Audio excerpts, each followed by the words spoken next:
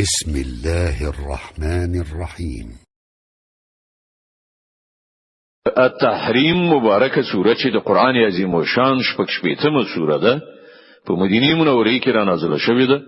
12 مبارک آیاتونه لري. تلاوت او پښتو ترجمه یې له لومړي آیت څخه اوري. بسم الله الرحمن الرحیم.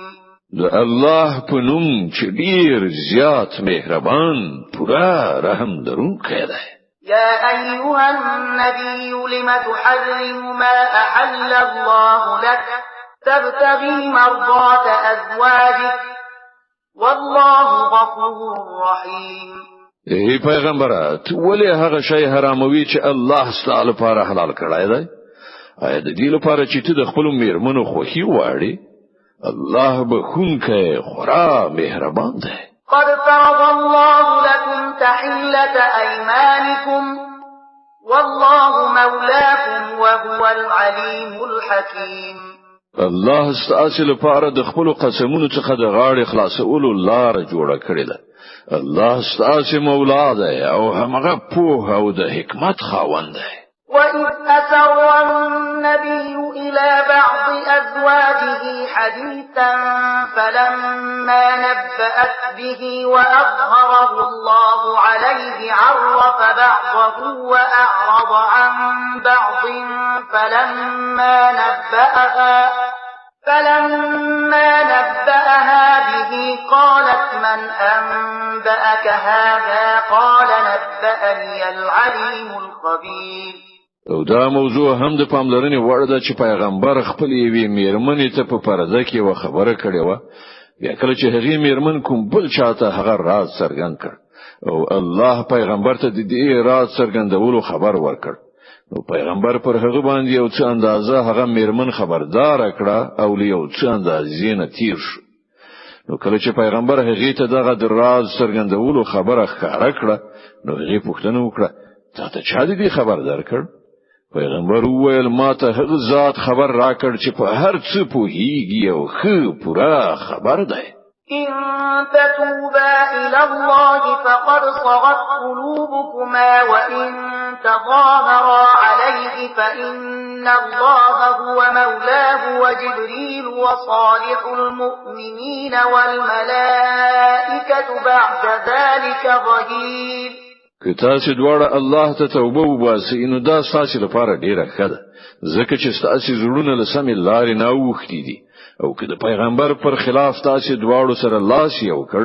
نو په هیږي چې الله د هغه سرپرست دی او له هغه وروسته جبرائیل او ټول صالح مؤمنان او ټول پرښتې د هغه ملګری او ملاتړ دي. عسى ربه إن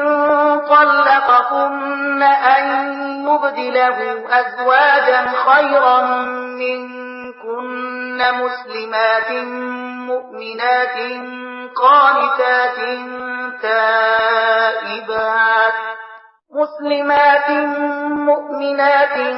قانتات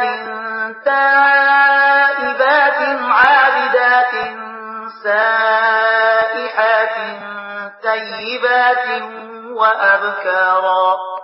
لری نه چې پیغمبر تاسو ټول میرمنو ته طلاق درکړي نو الله به هغه تاسو په بدل کې داسې میرمنې ورکړي چې له تاسو نه خيوي ریښتینی مسلمانې ایماندارې اطاعت کوونکې توبه ویستونکې عبادت کوونکې روزه نیونکې که کونډې وي یا پیغلې. يا أيها الذين آمنوا قوا أنفسكم وأهليكم نارا وقودها الناس والحجارة عليها ملائكة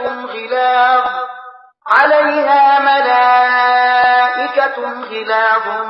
شداد لا يعصون الله ما أمرهم ويفعلون ما يؤمرون. ای مؤمنانو وژغورئ خپل ځانونه او خپل اولاد او کورنۍ له هغه اور نه چې د هغه د سون مواد به انسانانو تیږي وي چې پر هغه به غسنا کې سخت زړه پرېختي معذفي وي چې هیڅ کله به د الله له حکم څخه سر نه غړوي او هر امر چې ورته کیږي هغه په ځای راوړي. يا أيها الذين كفروا لا تعتذروا اليوم إنما تجزون ما كنتم تعملون. په هغه وخت کې به ویل شي چې ای کافرانو نن عذرونه موړاندې کوي تاسو ته خو هغه څه بدله درکول کیږي لکه څنګه چې تاسو عمل کوو يا أيها الذين آمنوا توبوا إلى الله توبة نصوحا عسى ربكم أن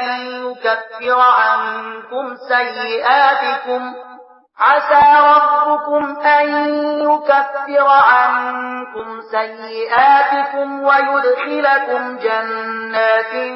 تجري من تحتها الأنهار يوم لا يخزي الله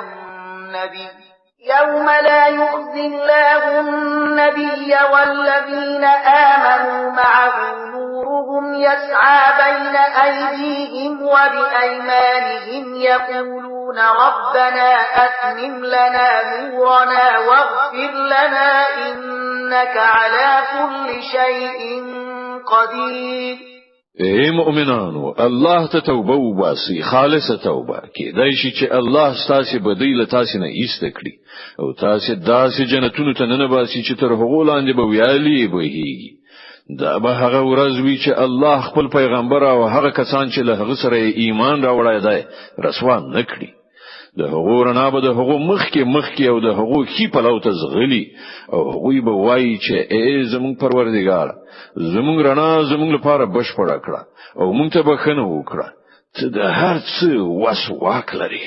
يا أيها النبي جاهد الكفار والمنافقين واغلظ عليهم ومأواهم جهنم وبئس المصير ای پیغمبر کافرانو او منافقانو سره جهاد وکړه او له هغو سره سخت برخورد وکړه د هغو استوګنځای دوزخ دی او هغه ډیر ناکار استوګنځای دی ضرب الله مثلا للذين كفروا امرأة نوح وامرأة لوط كانتا تحت عبدين من عبادنا صالحين فخانتاهما فلم يغنيا عنهما من الله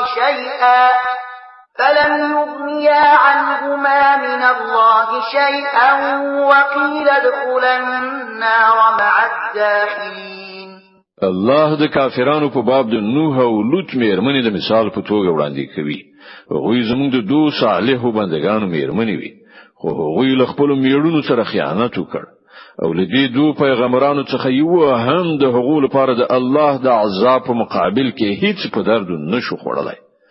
دواړو ته ویل شول چې زید دوزخ اورته ننوتونکو سره تاسو هم لاړې شي وضرب الله مثلا للذين آمنوا امرأة فرعون إذ قالت رب ابن لي عندك بيتا في الجنة ونجني من فرعون وعمله ونجني من القوم الظالمين او د مؤمنانو په باب الله د فرعون د کجن مثال وړاندې کوي کله چې هغه دعا وکړه چې ای زما رب زما لپاره خپل ځان سره په جنت کې یو کور جوړ کړه او ما د فرعون او د هغه عمل نه وژغوره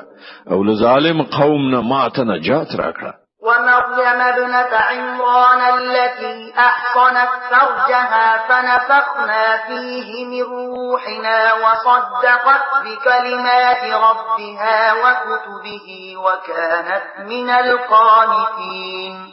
او د عمران د لور مریم مثال راوړي چې هغه د خپل شرم ځای ساتنه کړې و بیا مونږ په هغه کې د خپل لوري نه روح پوکړ